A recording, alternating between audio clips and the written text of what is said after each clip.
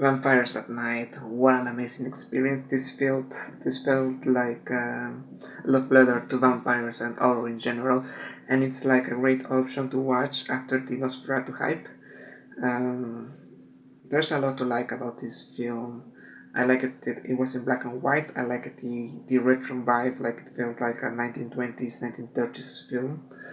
And I like the story because it's very close to Dracula. I mean, the characters are Jonathan and Mina, and the guy, gets distracted, and the vampire, let's call him Dracula, bites Mina and turns him into vampire, and then Mina kills Jonathan. It's very sad because Jonathan was taking care of her and everything, and she commits suicide after watching what she did, and it's very vampire. I like this story very much. It was dark, twisted, and it was great that in the end they meet again in the afterlife. It was a nice touch. It was sweet. Um, I also liked that it was more like a passion project. No, not a passion project per se, but more of a.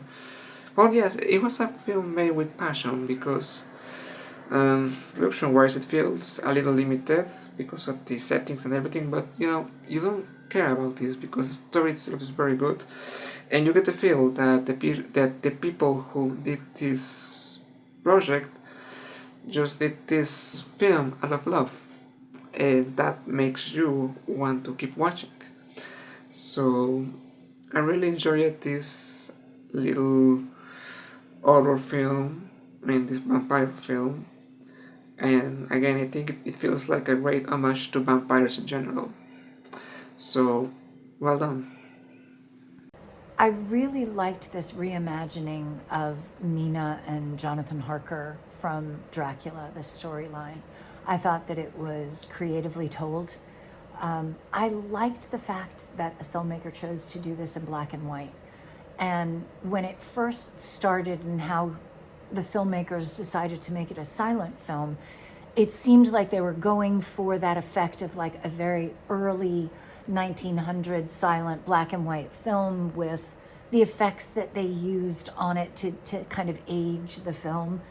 But the music didn't really fit that era. When the dancers came in, it was great. I think that they did a great job. All of the acting in this I thought was really, really well done. There were a couple of things that I think confused me a little bit when Mina was laying in the bed and they were in their house in their room. The only picture on the wall was that of a scantily clad woman that I wasn't sure if that was supposed to be Mina or not. The hair looked different to me. And the fact that we had a close up on it, I knew that that was important in some way. I didn't know if with the religious artifact, if it was supposed to represent temptation or good and evil. I honestly wasn't sure, but I don't think you needed it to tell the story. I think it just kind of detracted and kind of pulled me out of it a little bit. But I loved what you guys did with those white masks. Very, very creepy. It elevated that horror level to it. And I like the way that you ended this. It gave them a nice ending, even though it was bittersweet. It was still good. This film was quite beautiful. We don't really think about what vampires do at night, but it's always fun to add to the mythology. This film, being a silent film, really worked because it kind of showed the internal torment as they were turning, and then even a chance at redemption at the end. It was really a beautiful film.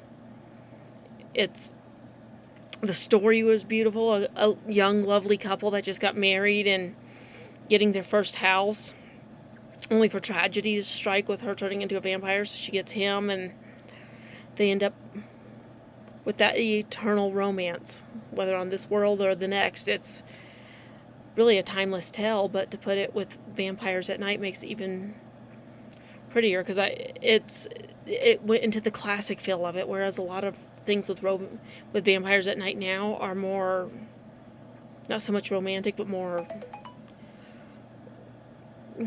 sexual, and this makes it really look like it was a true love relationship, where it's a classic film from 100 years ago is what this feels like. Vampires at Night is a silent horror short film, and it has this nice dynamic of vampires, this supernatural element mixed with this cult gathering almost, paired with this history with doppelgangers and the connections of doppelgangers and vampirism. So you get this mix of just different elements of horror coming together in this piece.